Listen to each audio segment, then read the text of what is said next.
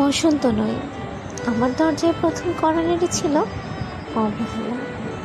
ভেবেছিলাম অনেকগুলো বর্ষা শেষে শরতের উষ্ণতা মিশিয়ে এলো কিছু বসন্ত।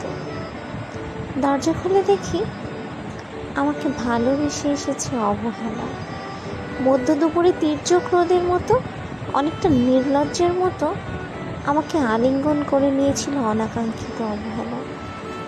আমি চারপাশ তাকিয়ে দেখেছিলাম আমার দিন দশায় কারো করুণা বা আর্থিক পেখম ছড়িয়ে আছে কিনা। ছিল না।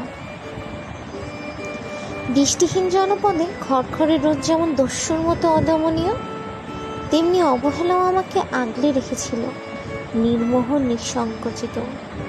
আমি অবহেলাকে পিছনে ফেলে একবার দৌড় দিয়ে এগিয়ে গিয়েছিলাম। তখন দেখি আমার সামনে কলহাস্যে দাঁড়িয়েছে উপেক্ষা।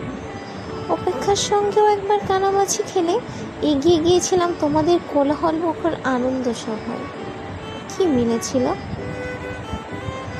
ঠোঁট উল্টানো ভৎসনা আর অভিশপ্ত অনুরার মতো একতাল অবজ্ঞা। তাও সয়ে গিয়েছিলাম একটা সময়।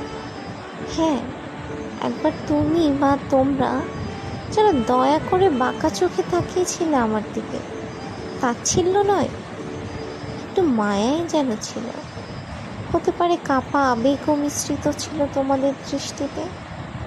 ওইটুকুই আমার চা পাওয়া। আমি ঝরে যাওয়া পাতা, তুমি ছিলে আকস্মিক দমকা হাওয়া।